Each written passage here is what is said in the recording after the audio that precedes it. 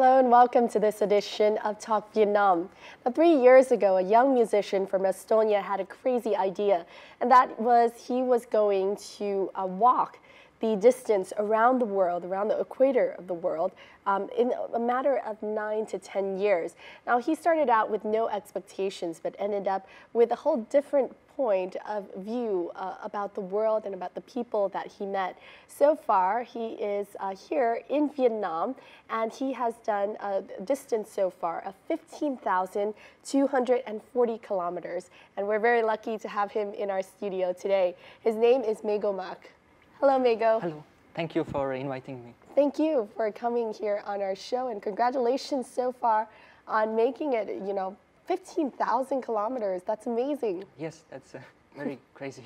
Yes. How is it possible to walk such an incredible amount of distance? Well, I go very slowly. In one day I walk 25 to 50 kilometers. And I don't walk every day. I have a lot of resting days. Sometimes even I rest 1 week, 2 weeks. So I don't want to break any speed record or kilometer record. So I go very slowly. You take your time and you enjoy also the places that you visit, right? Yes. Let's go back now to the beginning. When did you first have this idea of wanting to walk around the world? Well, this idea or feeling, it happened actually quite suddenly. It happened just 2 months before. I start to have this feeling that I really want to go traveling again. And now, in all my life, I've been traveling in 36 countries. And then I got some inspiration from people who have done this, who have walked around the world before. How many people? Now over 10 people have already completed. Some go very slowly, 11 years, even 20 years. Some do speed record 2.5 or 3 years. And then I start to have this feeling that, wow, I also have a lot of energy and I could also do it. And then after some time, I started to have very strong feeling that I have to do it. At least I have to start.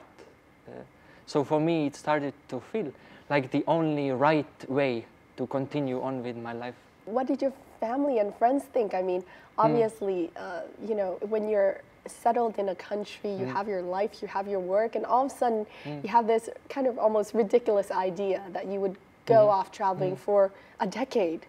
I feel very lucky and very blessed in many ways, because all my family members, they also love traveling very, very much.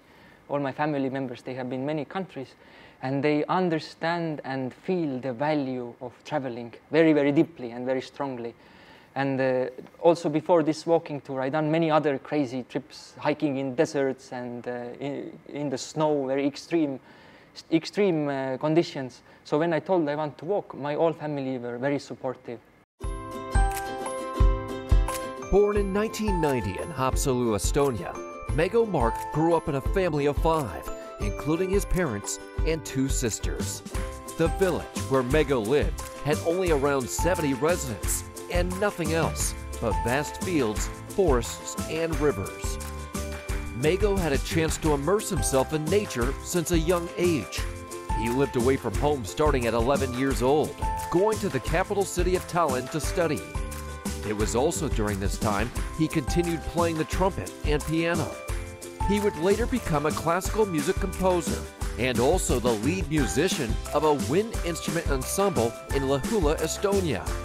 This was his life, up until his life-changing decision to walk around the world.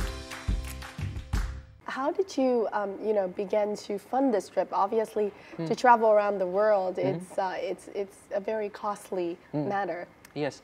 Well, when I started, I had very little money, less than 15 euros total in my bank and in my cash. But I had very big dream, and I felt I cannot delay anymore. I have to go. So I was thinking I can ask some water from people, and I can buy some bread. And I was even collecting some leaves on the road in springtime. On the road that I knew I could eat. So I washed the leaves and I was eating like this. And I always carry with me a tent, so I could sleep everywhere. Then after I walked 2 weeks from Estonia to Latvia, from the next country, then one reporter from my local state wrote news about me. And then many people, they start to send me letters. Wow, your mission, your story, very inspiring. They see my photos and they tell that they feel like they're traveling together with me or through me. So many people ask, I want to help you financially, how can I do this? That's great. So many people start to help me. But later I also sold my house to make this journey easier, because I don't plan to go back home for... At least another, 7 years, yes. right? Yes. Tell us about preparing for the trip. We talked about how it was 2 months, but did you have to prepare like physically, mentally? Before this walking, I loved to go running almost every day for 2 years. So I ran 5 kilometers, sometimes 10.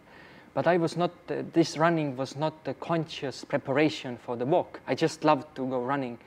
But then when I had this feeling that now is the time to start walking, I felt that physically I should be also capable of doing that. And I had some previous experience with hiking, carrying a backpack and a tent, and surviving in the nature, also in the snow, in the desert, many places. Tell us about, the backpack that you carry around. What is the luggage that you have in traveling around? Well, my backpack is here. And now I have changed 3 bags. And the only thing that's missing now is my tent.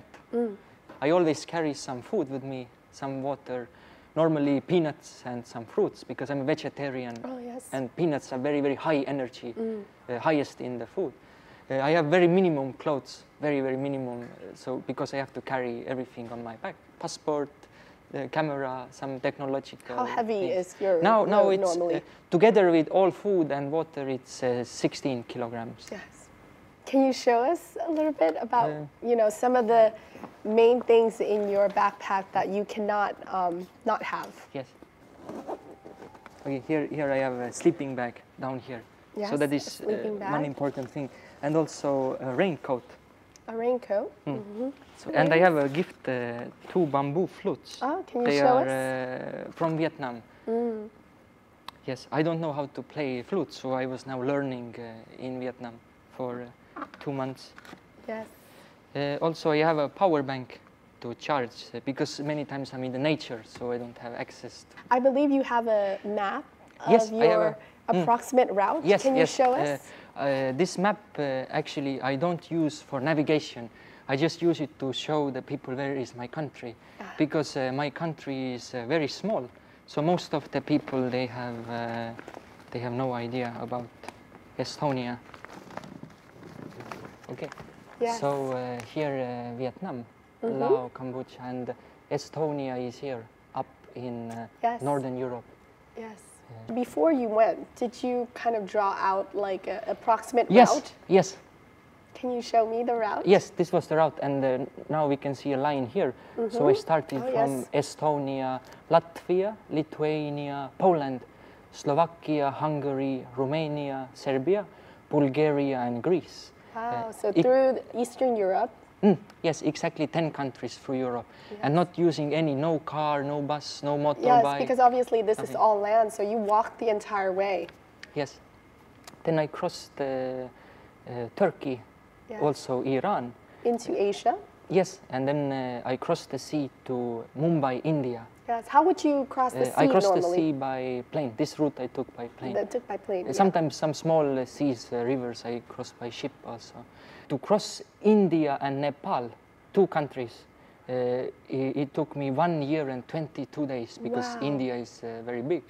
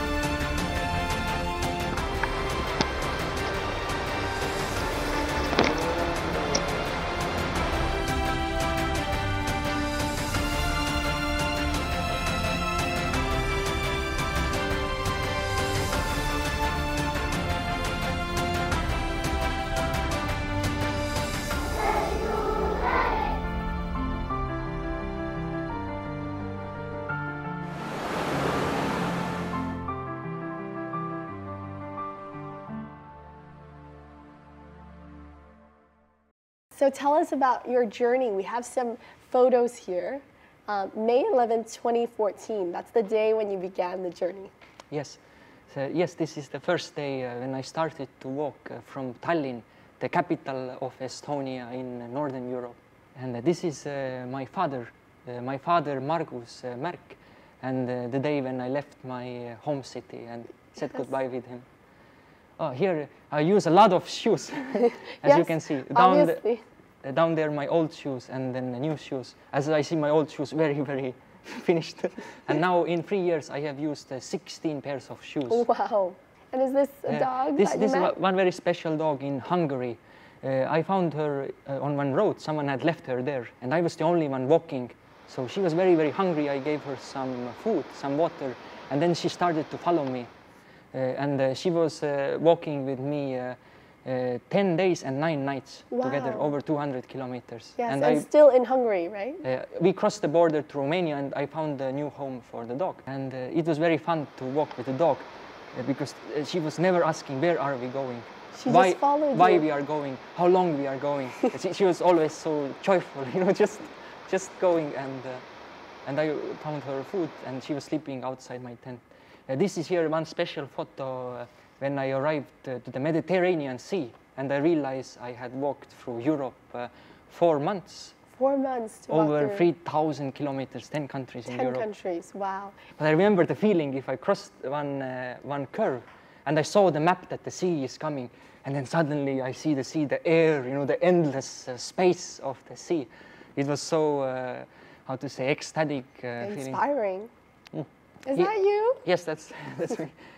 Here I have a very long beard. This photo in country number 11 in Turkey. In Turkey. For many, many weeks I was also walking in the snow, very cold, -5 to maximum -17 degrees. How was that experience? It was a little bit easier because in my country, in Northern Europe, for 4 months we have a lot of snow. That's true. So I grew up as a boy playing in the snow, making snow castles. But here I still wear double thermo clothes and very good equipment to make it easier. This is Mumbai, the biggest city in India. Very, very super crowded, a lot of people living in the street. This one very special home. I was invited to one family and they lived, their home was just one room, one very small room. And the area was 6 meters by 6 meters, just a little bit bigger than this stage here. We didn't have water there inside, so they had to carry with some buckets, go many 100 meters to carry water. And only one bed for the oldest men. And I was living there for 2 nights and 2 days in a very small area together with 9 other people. Wow. I was the 10th people there. And we also had 2 dogs and 2 cats living under the bed. Yes. And yet they welcomed you into their home. Yes, and we all slept on the floor. But I received there the very, very, how to say, very true, very sincere respect. Yeah. And I remember one time the same family, they told in the morning, we don't even have much food, much money to buy food sometimes, but some relatives are helping. And then they said, but it's not so important. Most important is how we treat each other as humans. I remember this message was very good. Yes. So even when people don't have much, they are still very much, they have a big heart. Yes, and the human dignity, the dignity of the human spirit, I would say, it can be so bright. Along the road, Mego usually records his experience using his mobile phone. Today I'm already eating bamboo leaves and drinking the jungle water. There's a very nice rock here. And suddenly there's one rainbow up in the sky. And I have to tell you that the bamboo leaves are very tasty. I feel like panda bear.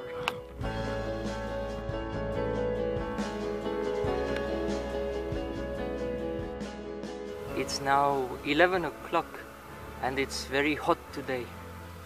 Very, very hot and humid air. So I'm resting now for some time. And this walking tour that I'm doing, it's not very easy. It's very, very hard.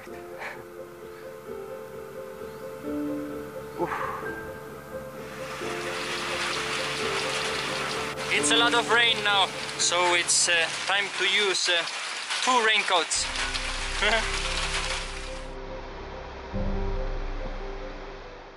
I'm very, very tired now. All I wish to do is to find some guest house or hotel, wash, eat, sleep and use internet. So not very big dreams. Shower, bed, food and internet are my dreams now.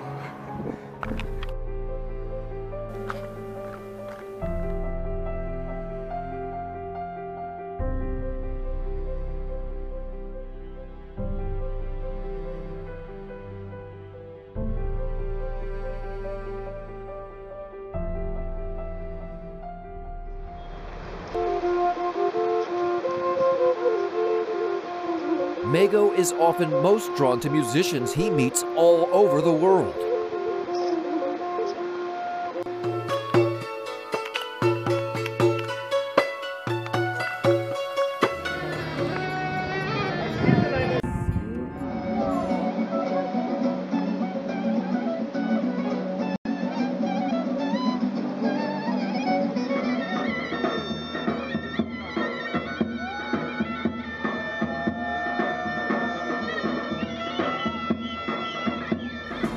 Mego also greatly enjoys hanging out with children in the different places he visits.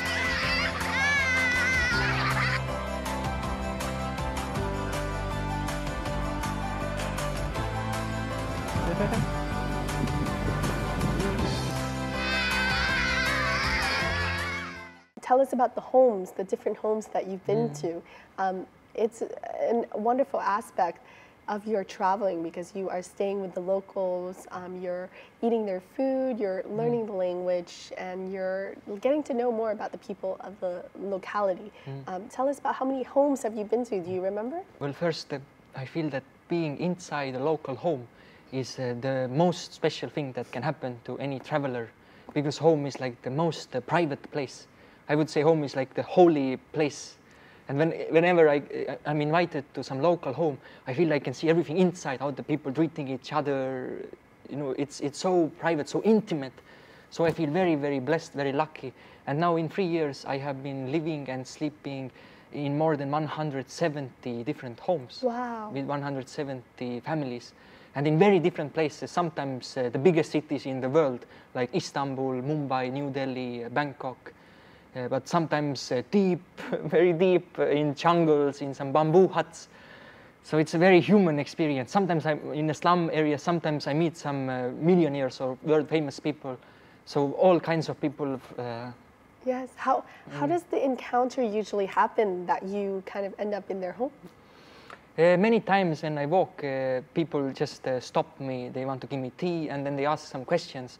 And when I tell that I've been walking for many years or thousands of kilometers, and then people ask, where do you sleep tonight? I say, I don't know, maybe I go camp somewhere or some temple or police station or hospital or any place.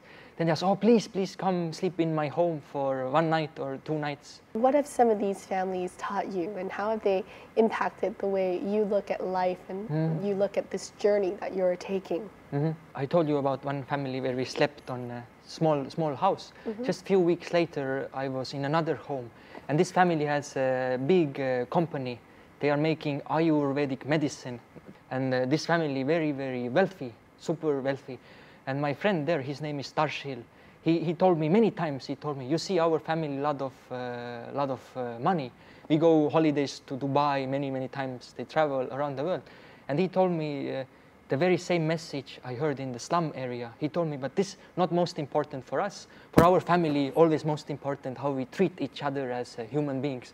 So I was amazed how I got the same message of human, how to say? Kind of human interaction and connection. Yes. Yes, and kind of more the altruistic values rather than anything else. Yes. Yeah. Emotional and feeling aspects of being a human. Yes. Throughout your kind of journey so far, were there any moments that, you know, left you scared? Yes. Sometimes. I was, I think, first in Turkey, some areas when I was walking in the snow, crossing some hill areas, there are a lot of wolves there. And in the winter, wolves are very hungry because they don't have much food to eat. And I remember in the night I was camping, I hear from every direction I hear the wolves howling, like this. So I woke up like after every short time. I felt first time, this is too extreme, you know. This is why I'm just in the middle of the hills, no villages around, and just a lot of wolves. Sometimes I see some snakes and some big spiders, and one time crocodiles. So. Wow. Yes. But I still feel the hardest challenges are the inner challenges. Yes. How to handle my emotions, negative emotions, how to overcome them with some positive ones. After walking through 18 countries and completing more than 12,000 kilometers of land, Mego arrived in Vietnam. Here he was greeted by a warm welcome. He participated in many activities with the local people he met, including holding exchanges or teaching English. The experiences he had in Vietnam have become unforgettable memories for Mego. So after 18 countries now, you finally came to Vietnam in November 2016. How did you feel upon arriving in Vietnam? What was your first impression? My first impression was super positive. I arrived this photo here, November 1st, from Lao Bao. I remember the very first day, a lot of people greeting me suddenly. When I was in Laos, people not greeting so much. And I think in the very first day, I was greeting over 50 or 60 people. So I was very excited to walk in Vietnam. Yes. Can you share with us your route in Vietnam? So here we have the map of Vietnam? Yes, the map of Vietnam. So here is Lao Bao. Yes. And first I walked to Dong Ha to meet the East Vietnam Sea. I was very, very eager to meet with the sea again. Yes. Then I walked from Dong Ha to Dong Huy, then to Phong Nha Caves, and on Ho Chi Minh Highway I was walking to Vinh. Wow. And then from Vinh, continuing on Ho Chi Minh Highway to Hanoi. I was planning to go to China, but I didn't get the visa, so I was changing my route.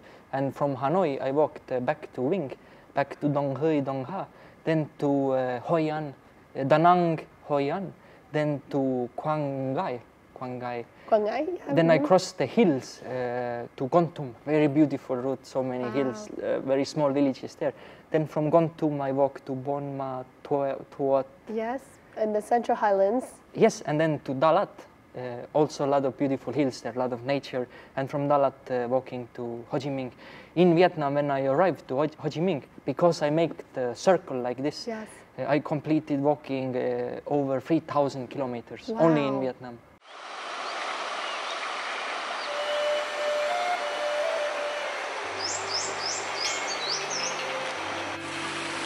Brushing my teeth.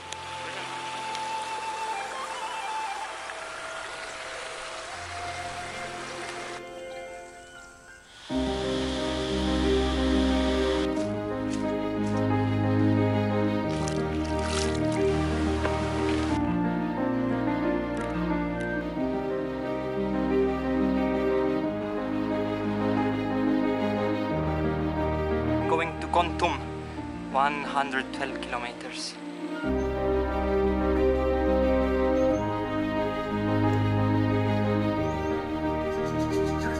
It's evening now, 5:50, and I'm walking uphill.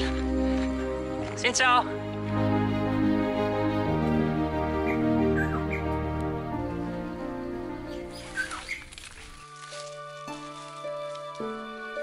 This is surely one of the smallest and one of the longest roads I have walked alone. For 7 hours I have been walking on this very small hill road, and just me alone here with the nature, and I don't feel lonely, because in the nature now there is only life around me, full life in its fullest expression, just only life around me.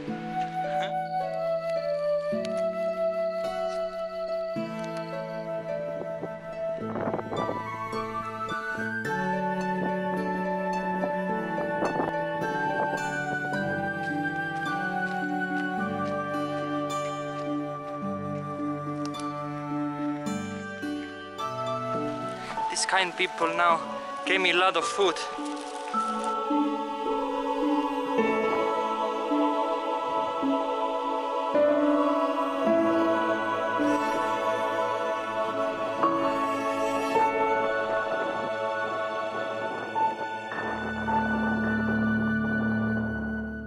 how do you find walking in Vietnam compared to other nations that you've walked in? I have to tell you, it's one of my favorite countries, very, very favorite, because every day when I walk, I cross a lot of villages, of course, hundreds of villages. Normally, I think tourists don't go there. And many times people say, wow, you are the first white human I see. I only see in TV, you know, because tourists, they maybe pass, they don't stay there. So people give me a lot of attention, especially in small places. They go, are you hungry? Do you want tea, coffee, tie-dye? So they want to give me food, invite to their homes. And in Vietnam, I feel I received the highest number of gifts. People want to give me shoes, trousers, a lot of T-shirts, a new bag even, so many things. Yes, and many times I cannot carry all the gifts, so I also give them away. Now this is my dear mother. Her name is Maria, and she came to meet me in Vietnam February 20th. And it was also a special day because it was my birthday. So February 20th. So she flew to Da Nang, and we met in Da Nang city. It is February 20th, midday. Today is my birthday, and I am now here in Da Nang International Airport. After half an hour, my mother will arrive here, and I have come to pick her up. How great, meeting my mother on my birthday, 27th birthday. After meeting each other in Da Nang, Mego and his mother bought a bicycle, attaching his backpack to the back seat. Mego's mother biked alongside him as he ran. In 2 weeks, the duo covered the distance of 220 kilometers from Da Nang to Quang Ngai. I'm running now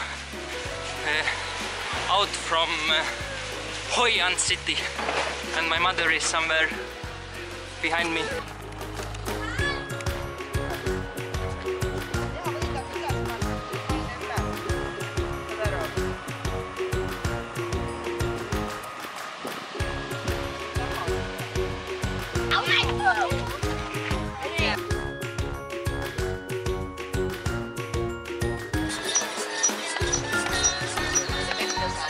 Already second time we have a flat tire. He came by pump and pumped our wheel. Sending a postcard to our grandmother.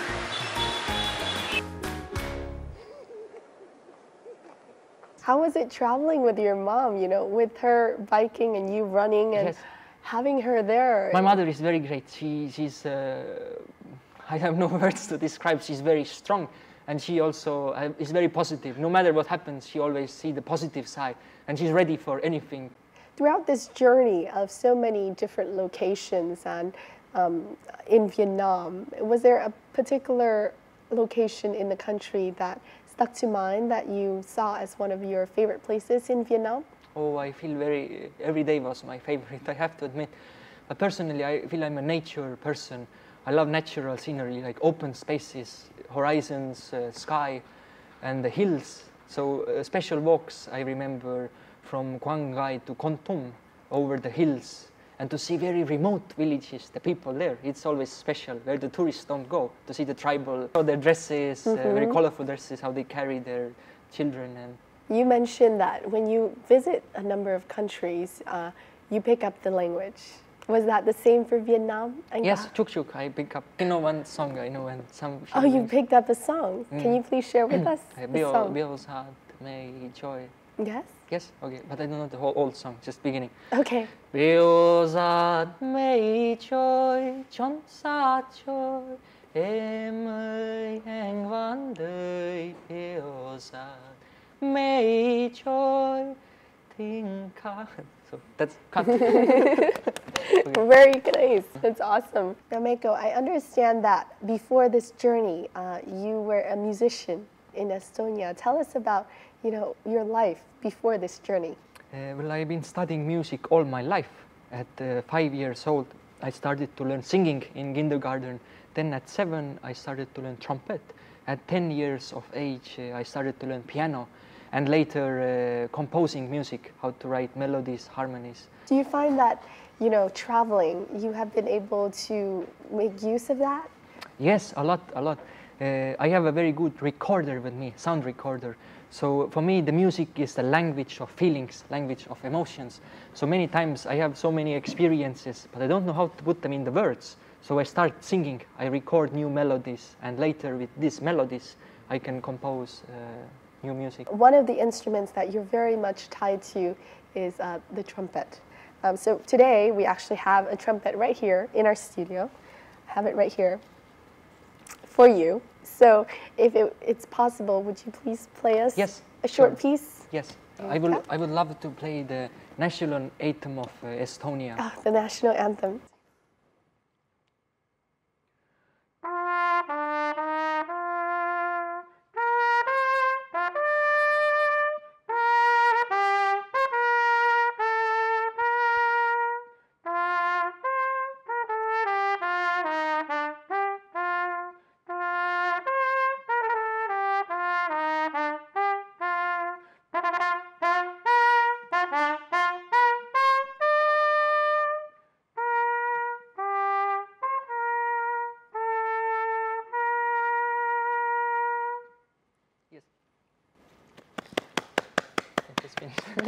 Yes, thank you so much. Do you find that in this journey you get to introduce more about your country? Yes, many times I've been visiting some schools and universities. Then I share some videos about Estonia, because in Estonia only 1.3 million people, just over 1 million. Yes, so it's a very small country. So it's normal that most of the people, they don't know. Now, as with any other place in the world, obviously when you came to Vietnam, you stayed in the homes of many of the locals, among the 170 homes that you stayed at so far in your journey. Tell us about your homestay experience here in Vietnam. In Vietnam, I stayed now around 10 or 11 homes. Sometimes I've been invited just from the street. Sometimes some people organize for me a homestay. In Vietnam home, I also feel very, very comfortable, very relaxed, very peaceful. Every home, of course, different, because every family is different. So right now I'm staying here in Ho Chi Minh in one home. He is my martial art teacher. Yes, he has, is that him? Yes, this photo. His name is Mr. Dong Speed, and he has a black belt, 5 black belt in Taekwondo. And he will teach me some moves to protect myself. I hope I never need them, I hope I don't need. I hope I don't have to use, but just in case some fast moves. In the 5 days Mego stayed in Ho Chi Minh City, he received martial arts training from Nguyen Dang Dong, a martial arts instructor with a 5th Dan black belt in Taekwondo. Here, Mego learned basic movements in Kung Fu, Taekwondo, and Judo, so he could be prepared if a situation requiring defense technique arises. Mego là một chàng trai có một cái tâm rất là tốt. Từ vì tôi đi với cậu ta, tôi dẫn vào nhà bảo tàng tội ác chiến tranh. Sau khi đi về thì tôi thấy cậu ta rất là buồn, và tôi hỏi tại sao cậu ta buồn. Cậu ta nói tại sao đế quốc Mỹ lại giết hại người dân thường nhiều như vậy, và cậu ta hầu như muốn khóc. Cậu ta biết thương cái đồng loại, có nghĩa là cái tâm cậu ta rất tốt. Đúng là một con người rất là đạo. Do đó tôi truyền thụ võ công cho cậu ta mà tôi cảm thấy không có ân hận, và tôi nghĩ rằng cậu ta sẽ sử dụng đúng trong cái trường hợp cần thiết.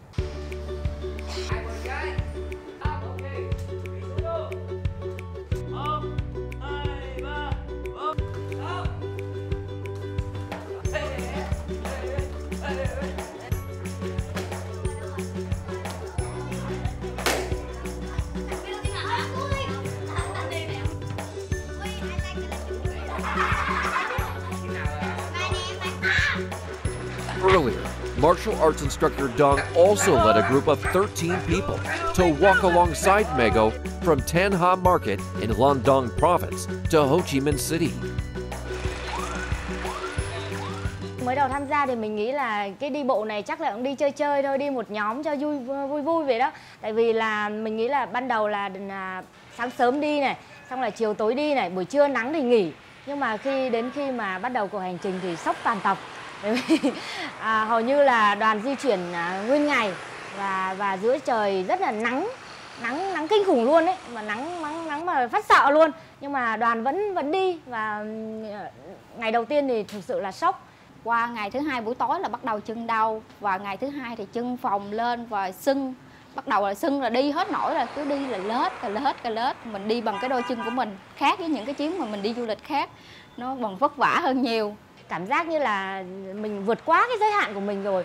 Vậy mà không hiểu tại sao mà anh Mego lại có thể đi được cái cuộc hành trình dài 3 năm trời, vượt qua hơn 15.000 km. Phải nói là để mà đi được như vậy thì anh quả là một con người mà quá nghị lực luôn, mà không thể nào tưởng tượng nổi luôn á. Nếu mà ảnh có quá gian lên xe đó, đi một quãng đó nhưng mà không đi bộ thì anh sẽ quay lại cái điểm mà anh dừng đi bộ và đi lại đi bộ. Có nghĩa là đây là một hành trình Mego đi bộ là 100%, không có vì mệt mà nghỉ đi xe hay gì hết. Đó là một điều học được, và học từ đó là khi mà mình làm cái gì đó mình phải làm cho nó đúng cái 100% và chất lượng của cái điều mà mình đã muốn làm. After the journey with Mego, each member of the group found valuable experience for themselves. Sau khi đi bộ với Mego về thì tự nhiên mình nghĩ là quãng đường ngắn mình không thể đi xe được, mình phải đi bộ. Mà tự nhiên mà bây giờ là cứ mỗi sáng bây giờ là đều đặn thức dậy và đặt mục tiêu của mình là ngày hôm đó là phải cố gắng là 10 km. Trước đây sẽ chưa bao giờ nghĩ là mình có thể đặt cái kế hoạch đó ra chứ nói chi là làm, nhưng mà sau khi đi với Mego rồi thì cái điều đó là điều chắc chắn phải làm được. Mình nghĩ cái đau này mình không vượt qua được thì những cái đau khác chắc mình khó có thể vượt qua, nên mình cứ cố gắng. Và sau cái thử thách này tôi cảm thấy tôi mạnh mẽ hơn, yêu đời hơn, lạc quan hơn.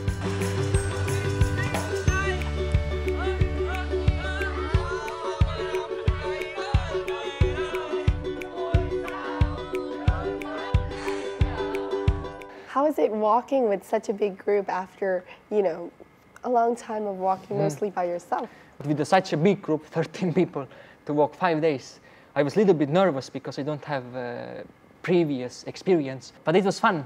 And we also slept in many local homes. We go in the evening, we go to the home. We are this group, like you see here. Seven men in one room, girls in the other room. Everybody had a lot of blisters, a lot of pain in the legs. Some girls, after first day, they walk very, very heavy, and with the bags. And I was thinking they will stop today, they cannot continue, but they continued until the 5th day. I was so impressed. I really admire our group, the willpower and the group energy. Very powerful. Yes, you mentioned that Vietnam is the second country where you stayed the longest. Yes. Probably after India, right? And then it's also where you feel most welcome. Is that still true? Yes, it's correct, yes. I feel I got more deeply into the history, learning more detail about the details of the war, of the history. So I understand more deeply about Vietnam people. And I feel so, it's so hard to express my feelings. I feel so great people, so friendly, so helpful, so super helpful, so giving. Now leaving Vietnam, I feel like I'm leaving I have so strong feeling of home, almost groundedness here, rootedness. You are 3 years into your journey now. Have you ever thought about the main reason why you're traveling? I also don't see all the reasons. I'm sure I don't see. Maybe I understand later. But now I plan to continue 6 or 7 years more. So for me, this is a very personal, I would say, mission. I just feel I have to do it. It feels so right way for me to live my life.